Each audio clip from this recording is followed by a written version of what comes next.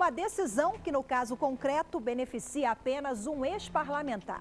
Mas o julgamento realizado pelo STF define a posição da Corte sobre casos com o mesmo tema que tramitam na Justiça. Numa das últimas grandes decisões do plenário no ano passado, o Supremo Tribunal Federal decidiu decretar extinta a punibilidade do ex-deputado federal José Tatico, condenado por sonegação fiscal e apropriação indébita previdenciária. No entendimento dos ministros, o ex-parlamentar pagou o tributo devido e o prazo prescricional caiu pela metade, quando ele completou 70 anos.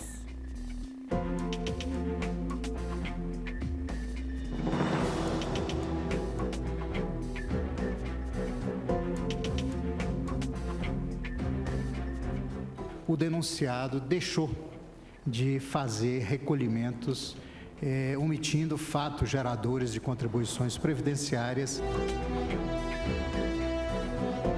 A precária situação financeira não dispensa a pessoa jurídica de manter a escrituração em dia, né?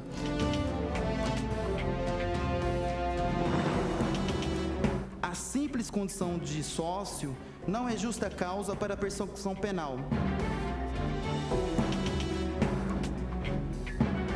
O réu não se viu privado de tais poderes. O ex-deputado federal José Tatico, do PTB de Goiás, foi condenado em 2010 a 7 anos de prisão por apropriação indébita previdenciária e sonegação de contribuição para a Previdência Social. Dívidas que, somadas, chegam a quase R$1 milhão. O advogado dele defendeu no Supremo que Tatico se dedicava às atividades de parlamentar no Congresso e quem dirigia a empresa era um dos sócios. Por isso, ele não tinha informações de que os tributos não estavam sendo pagos. Este advogado, especialista em direito tributário, explica que quando, por motivos variados, a empresa deixa de repassar a contribuição dos empregados para os cofres públicos, a medida configura crime. Nós estamos falando de responsabilidade criminal, e a responsabilidade criminal é pessoal e subjetiva. Então, quem responde não é necessariamente... O fato de você fazer parte de uma sociedade não faz com que você necessariamente seja responsável pelo ato praticado pela empresa. Quem é responsável pelo ato praticado pela empresa é o gerente, ou aquele que efetivamente pratica atos de gerência ou ato de administração. A decisão favorável ao ex-parlamentar foi bem apertada aqui no plenário do Supremo. Esse caso começou a ser analisado pela Corte em 2010. Depois, com os recursos, voltou a ser apreciado pelos ministros em julho do ano passado. A Corte, então, ficou dividida. O processo voltou a ser julgado em dezembro. E com o voto de desempate do ministro Celso de Mello, ficou decidido que José Tatico não deverá responder mais criminalmente. Os ministros ponderaram a idade do ex-parlamentar, que tem mais de 70 anos, e o prazo prescricional, que diminuiu por ele ter entrado com recurso contra a condenação.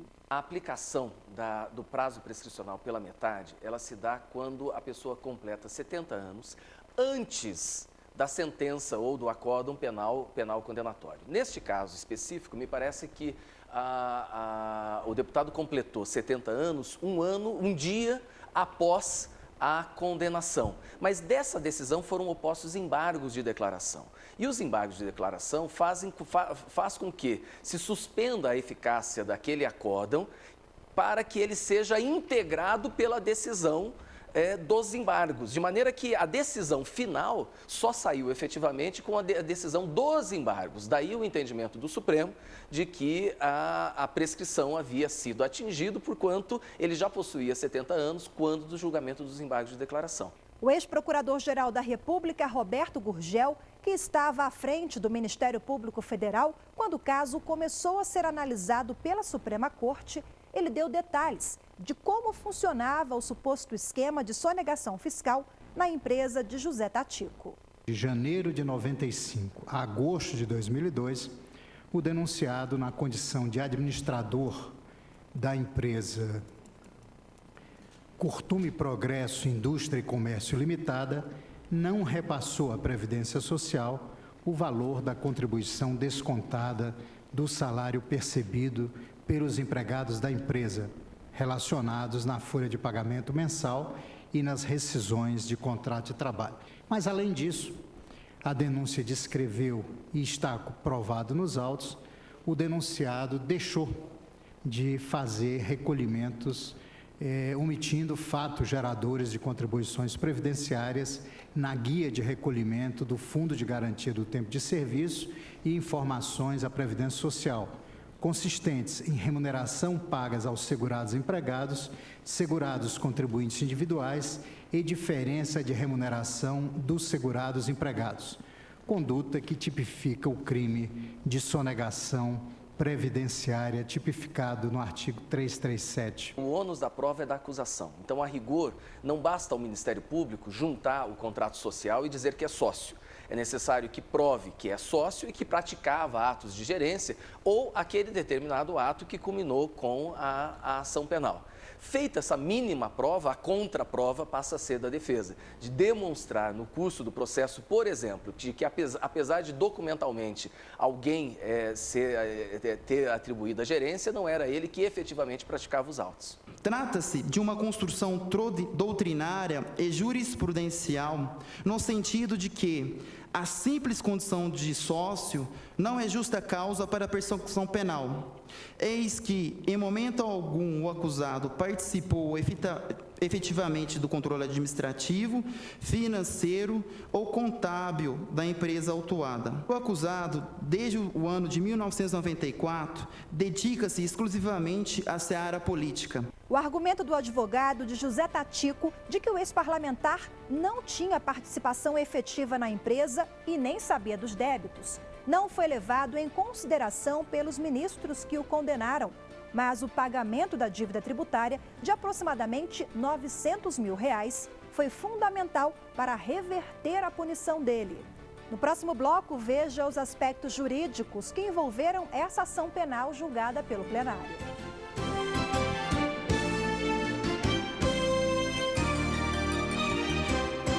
Você acompanha no programa de hoje a decisão do plenário do Supremo Tribunal Federal que declarou extinta a punibilidade do ex-deputado federal José Fuscal de Cecílio, mais conhecido como José Tatico. Ele foi condenado em setembro de 2010 pelo Supremo por apropriação indébita previdenciária e sonegação fiscal. Apesar dessa decisão valer apenas para o caso concreto do ex-parlamentar, ela abre um precedente importante para outros casos que tramitam na Justiça com pedidos semelhantes.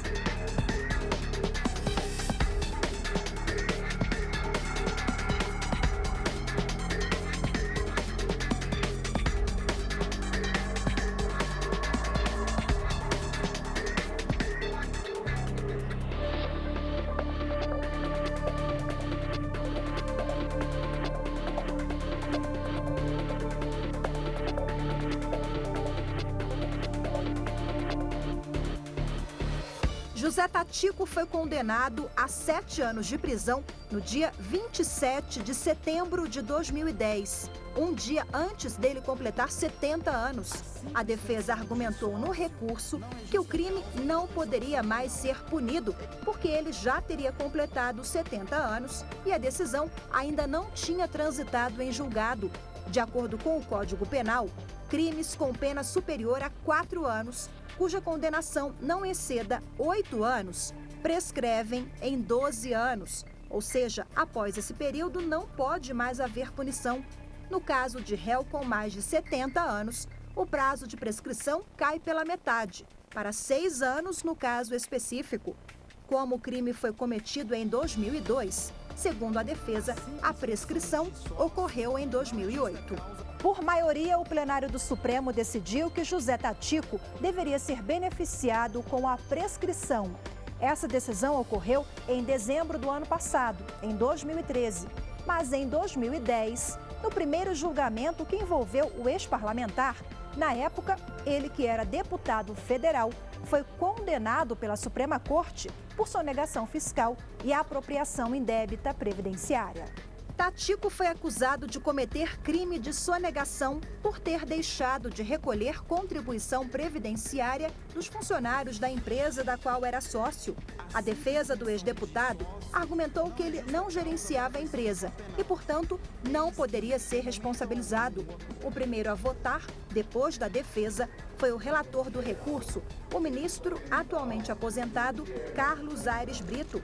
O primeiro julgamento no plenário teve início em setembro de 2010. Na ocasião, o então presidente da corte contou como o crime ocorreu. Esses valores consolidados, todos, em 14 de março de 2003, atingiram um montante de R$ 618.587.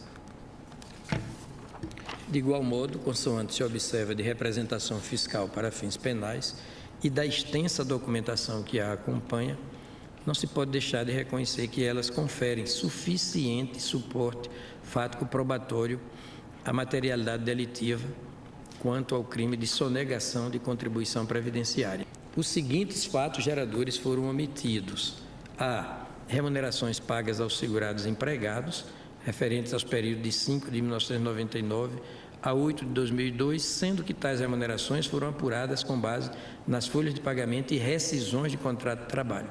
O relator do processo, o ministro aposentado Carlos Aires Brito, entendeu que os indícios eram suficientes para condenar José Tatico. Ele foi seguido por unanimidade. A ação penal apresentada pelo Ministério Público Federal contra o então parlamentar foi acolhida pela Suprema Corte, isso em 2010. E o então deputado condenado por 7 anos de prisão em regime semiaberto. Apesar de a sua defesa alegar que, aspas, o acusado nunca exerceu, tampouco praticou qualquer ato de gerência e ou administração na aludida empresa, bem como que ele, em 1983, teria otorgado procuração em favor de Edmilson José Cezílio, seu filho, conferindo-lhe plenos poderes para gerência e administração. Conforme ressaltou o Ministério Público, apesar da outorga de poderes de gerência do Curtume Progresso Indústria e Comércio Limitada a Edmilson José Cezílio, o réu não se viu privado de tais poderes, tal como demonstrado aqui pelo eminente relator, o que autoriza a conclusão que também era responsável pelos atos de gestão. Na sessão que condenou José Tatico, os ministros entenderam que a defesa também não conseguiu comprovar que o débito previdenciário da empresa já tinha sido objeto de parcelamento junto à Previdência Social. Também não logrou a defesa trazer certidão respectiva de eventual parcelamento para fins de incidência do artigo 68 da Lei 11.941. Aliás, essa demora em fazer o uso desse dispositivo parece que a defesa ou o Corréu, ele apostou numa eventual prescrição para fins de se furtar do pagamento da dívida fiscal. O parcelamento, apontou Vossa Excelência, que teria sido obtido em 2009, mas só em julho último é que veio a ser recolhida a primeira parcela, a primeira prestação desse parcelamento. E, logicamente, se tem aqui o inadimplemento, Não há nada após esse recolhimento tardio da primeira parcela que indique a subsistência do próprio parcelamento, porque, evidentemente, a precária situação financeira não dispensa a pessoa jurídica de manter a escrituração em dia, O julgamento foi encerrado com a condenação do primeiro deputado federal pelo Supremo, mas insatisfeita com a decisão, a defesa do ex-parlamentar recorreu e o caso voltou a ser analisado pela Suprema Corte com o julgamento dos embargos de declaração na ação penal 516. Os embargos começaram a ser analisados em 2011, mas as discussões foram interrompidas por pedidos de vista. No início de 2013, o julgamento foi retomado. Tendo em vista que a nossa mais recente jurisprudência é no sentido de que a decisão condenatória na nossa competência originária não pode produzir de imediato a restrição à liberdade conforme foi decidido recentemente e que o pagamento do tributo ocorreu antes do trânsito julgado, eu num primeiro momento, acolho a extinção da punibilidade em virtude do pagamento do débito tributário e gostaria que Vossa Excelência encaminhasse essa questão. Não houve o trânsito em julgado da ação.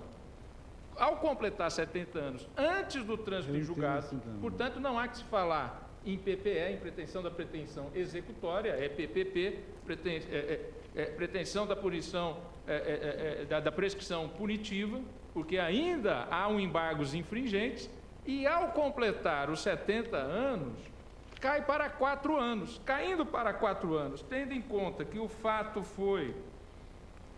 Deixa eu trocar de óculos para verificar. Denúncia... Abril de 2003 e o recebimento da denúncia em fevereiro de 2009, as duas... 6 anos. As duas decisões em concretos estão prescritas. Artigo 115. São reduzidos de metade os prazos de prescrição quando o criminoso era, ao tempo do crime, menor de 21 anos ou na data da sentença. Neste caso, a sentença se deu na véspera da data em que o acusado completou 70 anos. Tem que se fazer a distinção entre a extinção da pretensão punitiva e da pretensão da execução, da pretensão executória. Qual é o marco divisor? No meu entender, também não é o trânsito em julgado. O marco divisor não é o trânsito em julgado. O trânsito em julgado é uma condição, um requisito para desencadear o início das atividades relacionadas com a pretensão executória. Mas isso não quer dizer que a pretensão executória já não exista antes. A pretensão executória, em tese, ela existe a partir da sentença condenatória. Eu faço a mesma distinção entre a pretensão punitiva e a pretensão executória e entendo que, no caso, o marco, né, para que nós consideremos a idade como causa de redução do prazo prescricional é a data do julgamento, seguindo a jurisprudência do Supremo. Não é dado reputar transitada em julgado a decisão que, embora proferida em instância única pelo Supremo Tribunal Federal, está sujeita a embargos de declaração, pois do seu julgamento pode eventualmente decorrer a alteração do julgado. Como não houve trânsito em julgado ainda, entre o recebimento da denúncia e a data dos fatos, a meu ver, tendo em conta a redução pela metade do prazo prescricional em virtude da idade do réu, ocorreu de fato a prescrição. Nos embargos de declaração, os advogados pediram a extinção da punibilidade de José Tatico com base no artigo 115 do Código Penal. Isso porque ele completou 70 anos de idade, um dia depois do julgamento da ação penal no Supremo. Os advogados ressaltaram ainda que ele fez o pagamento integral dos débitos previdenciários da empresa. Os argumentos foram acolhidos pela Suprema Corte. Os detalhes você confere daqui a pouco no próximo bloco.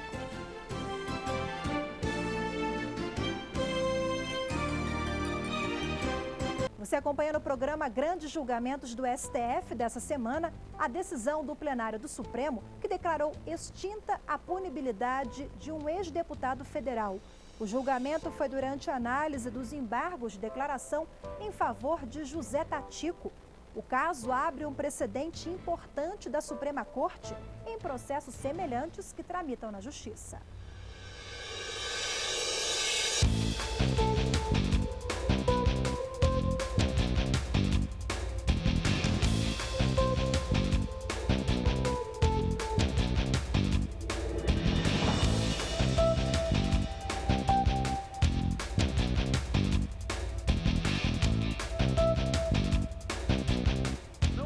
De desempate que pôs fim ao julgamento foi do ministro Celso de Mello, o mais antigo da Corte. A sessão tinha sido interrompida em junho do ano passado, com o placar empatado em 5-5.